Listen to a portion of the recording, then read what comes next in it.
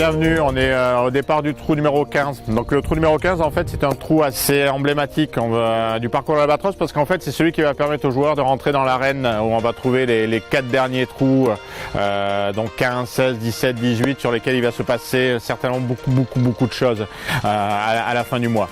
Ce trou là, son nom c'est le Juge, hein, c'est un par 4 qui fait 373 mètres, donc qui n'est pas forcément très long mais qui est quand même assez intimidant. Pourquoi? Parce que il va y avoir du monde encore une fois, parce que le fairway est quand même relativement étroit avec l'eau qui est quand même assez présente sur la partie droite et le rough encore une fois très présent sur la partie gauche, et là la mise en jeu sera primordiale. Pourquoi? Parce que de toutes les façons le parcours de l'Albatros c'est un parcours sur lequel la stratégie est prépondérante et c'est un parcours sur lequel il est important de réfléchir au coup suivant, et là le trou numéro 15 le résume quand même assez bien parce que la mise en jeu sera, comme je le disais, primordial, avec un coup qui devrait être quand même assez conséquent, assez fort, assez puissant sur la partie gauche du fairway, de façon à ce que le joueur puisse avoir un petit club pour l'attaque de green. Ça reste quand même l'endroit le plus stressant, car l'attaque de green sur ce trou-là est vraiment le coup le plus, on va dire, le plus oppressant et le plus stressant que les joueurs vont pouvoir rencontrer tout au long de ce tournoi.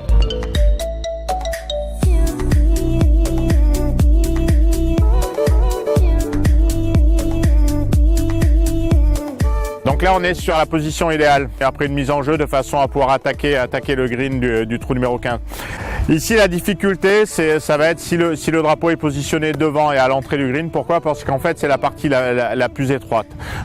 C'est un trou également sur lequel souvent le vent dominant est un vent qui va venir ici de la gauche et qui va obligatoirement pousser les balles qui ne seront pas très bien contrôlées et pas très bien touchées sur l'obstacle d'eau qui situe, on va dire, qui entoure le green et qui est vraiment très oppressant sur la partie droite de ce green.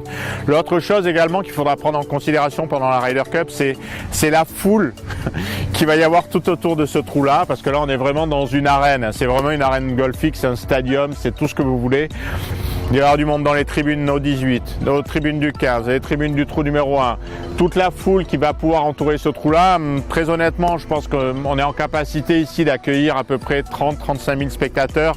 Et 35 000 spectateurs qui vous regardent taper ce coup-là, déjà que quand on le joue sans spectateurs, c'est un trou qui est vraiment très stressant et très oppressant.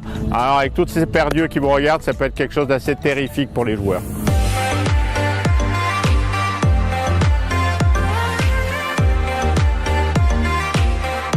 Donc là on est sur le green du trou numéro 15. Ce green du trou numéro 15 est assez particulier, on va dire, parce que c'est un green qui est à la fois long, qui est à la fois large, qui est entouré d'eau, avec énormément de pentes. On peut avoir beaucoup de pentes au fond à droite, beaucoup de pentes devant et également à l'entrée du green. Sur ce trou là, beaucoup d'Open de France se sont joués.